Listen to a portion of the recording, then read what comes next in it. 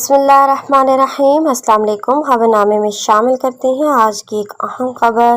چترال میں گلیشیئر پھٹنے سے سیلاب آ گیا، تباہی مچ گئی۔ موسمیاتی تبدیلیوں کی تفتیش ناک اثرات۔ ملک کے سرد علاقوں میں گلیشیئر تیزی سے پگھلنے لگے۔ چترال میں آرکری میں گلیشیئر پھٹنے سے برساتی نالے میں شدید طغیانی کے باعث گاؤں کے دونوں پل سیلابی ریلے میں بہہ گئے۔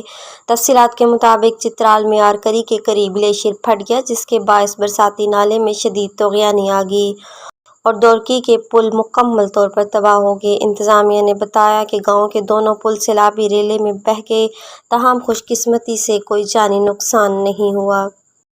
ترجمان پی ڈی ایم نے کہا کہ جانی و انفراسٹرکچر نقصانات کی اطلاعات موصول نہیں ہوئی۔ ضلع انتظامیہ کے ساتھ رابطے میں ہے اور پی ڈی ایم اے کا کنٹرول روم مکمل فعال ہے۔ دوسری جانب ہنزا میں بھی حالیہ شدید گرمی کے باعث شپر گلیشیئر پگھلنے لگا۔ پانی کے تیز بہاؤ سے ہنزا اور پاک چین اقتصادی راہداری شاہراہ شدید متاثر ہوئی، جس کے باعث متاثرہ پل کو ہر قسم کی ٹریفک کے لیے بند کر دیا گیا۔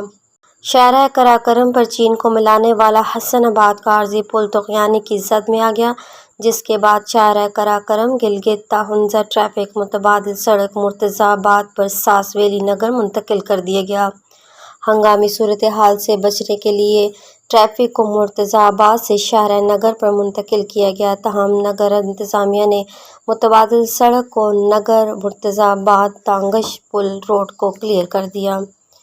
اب تک کے لیے اتنا ہی۔ مزید خبروں کے لیے ہمارے ساتھ رہیے گا اور مجھے دیجیے اجازت۔ اللہ حافظ۔